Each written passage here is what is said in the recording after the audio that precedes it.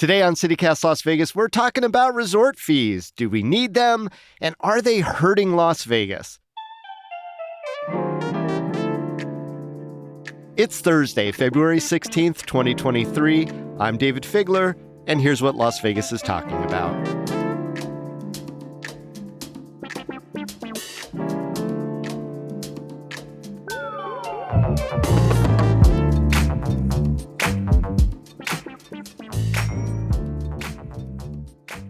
Scott Robin, you run Vital Vegas. It is a long-running source of casino industry news in a lot of different formats.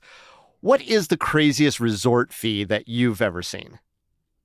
Well, thank you. First, thank you for having me on. I appreciate it. Yeah, I'm glad that you can make it on, Scott. I appreciate it. Long time listener. Depending on who you talk to, all resort fees are crazy. There are entities online who have been fighting this battle for years, and they were upset when there was a $20 resort fee, and now they're all pretty much sitting in the $40 to $50 range. The stated resort fee is $45.95, but with tax, that pushes it up to like $50 or $52 Right. for every night. And it is getting pretty crazy. And that has been acknowledged by at least one of the casino CEOs. At one point, Tony Rodio, the former CEO of Caesars, said, we really need to be careful about pushing these resort fees up to this level. How are they justifying it? Why do resorts charge this extra fee? Yeah, I mean, the stated reason is because customers demand a bundled price for all these amenities. I especially like the free local phone calls. That's an especially relevant one for a lot of folks. So people don't come here with a cell phone that has free calls. I'm guessing that a lot of the amenities that are used to justify these resort fees are oftentimes not even used by most tourists. Yeah, I think it varies by casino. I think back in the day, there was a newspaper included. That was a classic. Get that Las Vegas Sun. Get that 4 pages, right? Sometimes it's the spa, the health, the gym. It can be Wi-Fi, which is useful. But I've heard that the term amenity creep, it started out pretty simply. Do you want Wi-Fi or not? But then as the fees went up, the casinos thought, well, let's add more. So now they might give you a perk. They might actually do housekeeping every day, which is becoming increasingly rare. They've found little things they can add to, hey, we've got a Starbucks on our property. We'll send you down there. We'll include something from Starbucks in your resort fees. So that's the stated reason. But the real reason they do these, obviously, are the resort fees are found money for the casinos. It's kind of a two-pronged reason. Both involve these online travel agencies. They're called OTAs in the industry. And those are sites like Expedia and other travel sites. If you can keep that price low, the stated room rate low, you will show up higher in a search. And the resort fee is not included in that search result. So that's one of the reasons. The other reason is that casino companies pay commissions to these OTAs. And so you want to kind of lower the room rate because that's what you're paying the commission on, not the room rate plus the resort fee. So those are the two kind of business reasons for it. It's definitely related to the internet and the evolution of these third-party travel sites that deliver so much business to these casinos. There's this question of how high can it go before it starts to deter people from staying at these hotels. But it's a big question mark as to where that pain point is, because the casinos right now are feeling like it could go even higher. And it's a lot of money. If a company like Caesars or MGM across all their casino hotels, if they raise that thing $5, it's $50 million a year. It's tens of millions of dollars of additional revenue. To that one property. Yeah. How long has this been going on where these resort fees started their creep? Yeah, they've kind of figured this out, I'm going to say even 10 years ago that they could do it. But the increases seem to have really accelerated in the last, say, 3 to 5 years. And you'll see these bigger jumps. And I think from what I've seen, like a third of Las Vegas casinos with resort fees have increased them within the last year. Obviously, tourists don't like it, anything extra. But within the industry, how controversial is it? Yeah, I think casino executives grapple with this, or at least I hope they do. And I've heard that they grapple with the perception of Las Vegas as a value destination kind of eroding. It's an especially serious concern in the bigger context of legalized gambling across the country because Las Vegas has fewer things that distinguish it from these other places where people can just go in their backyard and gamble and do a lot of the things that they can do in Las Vegas. And fees are one of those things that are like, what am I getting for this fee? What's the value I'm receiving for it? And you'll Right. see it. I mean, Ticketmaster is taking hits for it. Every attraction in Vegas, if you look on your receipt, there's a service charge. Well, that service charge pays for literally nothing. And every attraction has to decide are we going to do $3 or five? Are we going to do six? What's the balance? Is anybody going to not come to our attraction because it's an $8 fee rather than four? Yeah, And I mean, but and I that's th- part of the yeah, conversation, right? Is that there are not just the resort fee when you check into the hotel, but any receipt that you pull from anything that is Vegas experience oriented, just to draw that broadly, line item on the receipt you get could have a lot of things on there that you're not really sure what the hell it's all about. absolutely right. And Yeah. it's been discussed quite a bit in the last year or two. My prediction was that it would have to be done either with some kind of class action lawsuit or legislation. And now the president is saying that he's going after junk fees and resort fees are in that mix. I know how unfair it feels when a company overcharges you and gets away with it. Not anymore. We've written a bill to stop it all. It's called the Junk Fee Prevention Act. We're going to ban surprise resort fees that hotels charge on your bill. Those fees can cost you up to $90 a night at hotels that aren't even resorts. Yeah, and I'm glad you brought up Biden's push for federal legislation to kill what he calls junk fees, like the resort fee add-on. Scott, have you seen our congressional response from people like Dina Titus and Catherine Cortez Masto? Yes, shockingly, Yeah. our Nevada congresspersons have come out in defense of resort fees because, of course, they have. Yeah, they know where their bread is buttered. Nevada is still kind of a one trick pony in terms of we're trying to diversify a little bit, but really the unspoken truth is really it's tourism. And these casinos all contribute to campaigns. And I think that's a reasonable position to take. But it was a little bit funny to see them come out like to be pro Pro keeping junk resort fee, fees. right? Yeah. Or whatever it is. Shocker. But let's give them a little bit of a benefit of the doubt. Is there anything in your heart, Scott, that says that it's fair to defend the Las Vegas practices the way that our congressional delegation is? Basically, yeah, it's bad, but we do it gooder. Well, I think the defense of it is you don't want the government kind of mucking with the way businesses do business. I have advocates of killing resort fees that say it's illegal. It's not illegal, it's a fee. You have the option to pay it because you have the option to go to that resort or not. So you can vote with your wallet. I think that's really the only defense for it is that, anytime the government starts telling businesses what they can and can't do, to be profitable, more profitable, less profitable, unless it's something unscrupulous, which I think when it was a hidden fee, it was unscrupulous because you would get your bill and then you'd get this surprise fee. Well, now Yeah. it's not a surprise to anyone. So, Well, I'm yeah. going to push back on that just a little bit because, like you said, most people who come to Las Vegas will go on these third-party sites looking for the cheapest room rate. And, I've gone on a couple of them. I'm not going to name by name, but you can see during slow periods, some hotel rooms are advertised for $19 a night, $22 a night. But then if you keep going further and further, at some point, I guess you see that there's a resort fee that actually jacks that up maybe 300% higher than that. But is that really a transparency that Las Vegas should be proud of?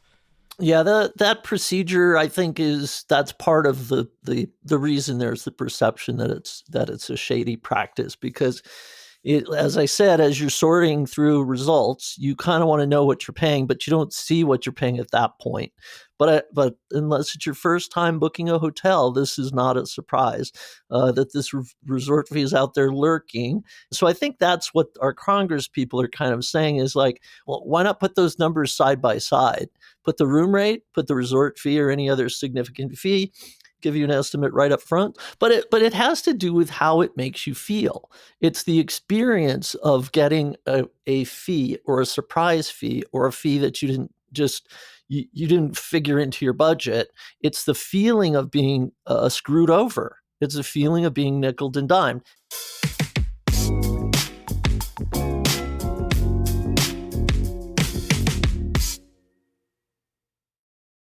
It's maybe not just resort fees, it's cumulative.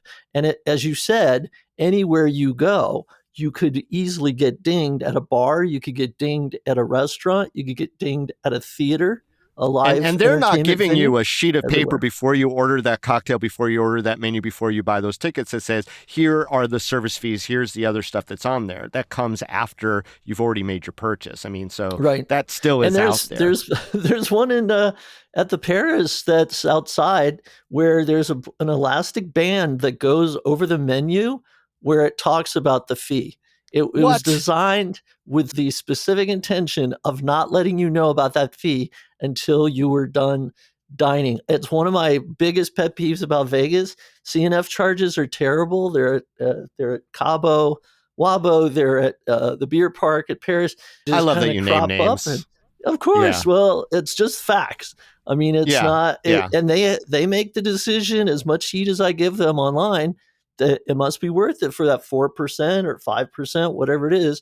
Just gratuitous charge tacked on your bill for no reason at all, and you get nothing for it. And I know a lot of tourists reach out to you at Vital Vegas on Twitter or other media and say, look, this is out there happening. So has Las Vegas taken a hit as the hospitality leader of the free world? Are we losing our edge, Scott?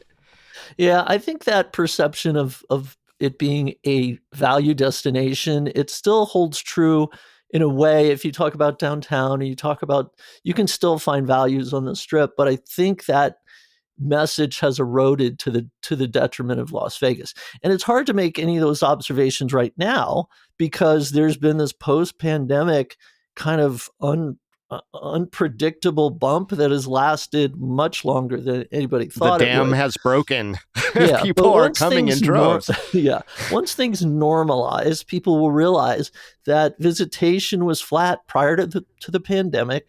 We've Right. got this weird thing in the middle, and now we've got to get back to reality. And the reality is that those values have been eroded over time, and there's no big picture concern yet, but there should be, because we've got massive hotel resorts opening with thousands of rooms. We've got entertainment venues opening with thousands of seats, tens of thousands of seats. And we're going to have to deal with the reality of people have said, I used to go to Vegas 6 times a year. Now I go once. And it's because of these fees. It's the nickel and diming, the perception of when you walk into a sundry shop in a casino now, there's no prices on anything. And the reason is because they use dynamic pricing. So you do not know how much your gum is going to cost until you walk up and you check out. They like the flexibility of being able to change those prices if occupancy of the hotel goes up. That's not a deal breaker for Vegas, but cumulatively, I think that could very well be the case for a lot of people. I am looking forward to your tell-all expose of this practice with hard numbers on this, because that to me is very anti-Vegas in a lot of ways. That's not the Vegas that I know for a really long time, that level of deceptiveness, because like everything used to be a loss leader for the gambling, and so it didn't matter to do those tricks. Has that so changed in Las Vegas? Am I so out of touch? Yeah, that well, I has mean, that's two very different absolutely questions. changed. Yes, Yeah. I'm out of touch, but Yes, that has changed. Probably the best example of that is in the world of entertainment. And these shows that are just, many of them massive money losers in the past, are no longer subsidized by casino gambling. Over time, these shows have had to kind of be self-sustaining, and you've seen some theaters close, you've seen some shows close because the casinos are not willing to subsidize them anymore. It used to be a way to get people in the door. We're probably at an all-time low of casinos feeling motivated to dig in and give people a lot of value to get them in because they're just coming out of the pandemic. They're flooding in and they're spending a lot on gambling. The conventions haven't quite come back, but visitation is good. The gambling revenue is good. But resort fees are one of those things that they're going to have to revisit, especially if the government doesn't kill them off. I think Las Vegas is going to have to decide. There's too many pressure points that it's ultimately going to turn the corner of people are going to gamble in their own backyard. So what is the Vital Vegas solution? Well, I think it's just a focus on value and giving people the experience you're talking about in a way that's not going to make them leave feeling mad. Because when you go to a casino and the last interaction with that casino is a parking fee, that affects, you might have had the best time of your life, but that $25 fee as you leave that casino is what you're going to remember and talk about and tell your friends. Boom. So in the Vital Vegas, is there any resort fee? I don't think it's necessary. I like just put it in your price. It's the same with these service charges, these CNF charges. Just put it in the price. Put it on your menu, and people aren't mad. They're just going to say the life is expensive, but they're not going to say Vegas is giving us the finger, because that's the perception for a lot of people, and that's the one that we need to avoid and change. Yeah, nobody wants that finger in their face. Scott Robin, Vital Vegas on Twitter and everywhere else. Thanks so much for sharing some time with us here on CityCast Las Vegas. Appreciate your insight, and obviously a provocative topic which has a lot more conversation ahead. I agree. Thanks so much for having me.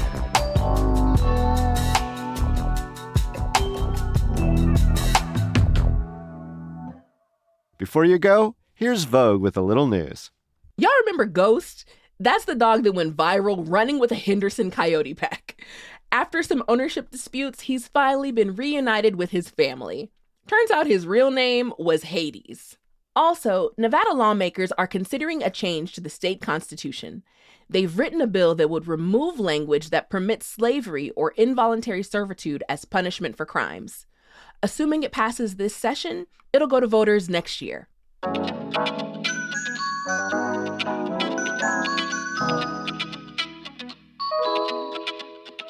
That's all for today here on CityCast Las Vegas. So what did you think? Should we get rid of resort fees? Can Las Vegas even survive without them anymore? Leave us a voicemail. Share your thoughts. 702-514-0719. I swear we listen to them all. Then send this episode to any of your friends planning a Las Vegas trip. Hey, don't forget to rate the show, leave us a review, and subscribe to our morning newsletter too. We'll be back tomorrow morning with more news from around the city. Y'all take care.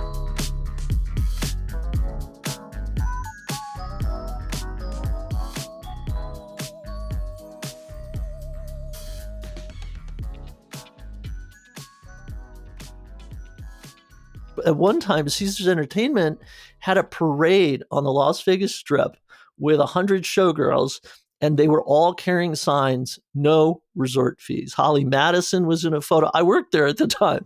It was no resort fees, right? When they saw what the competition was doing and they were getting dinged online, they couldn't sustain it. So their no resort fees campaign came to a fairly quick and quiet end, and they jumped right on the bandwagon as well.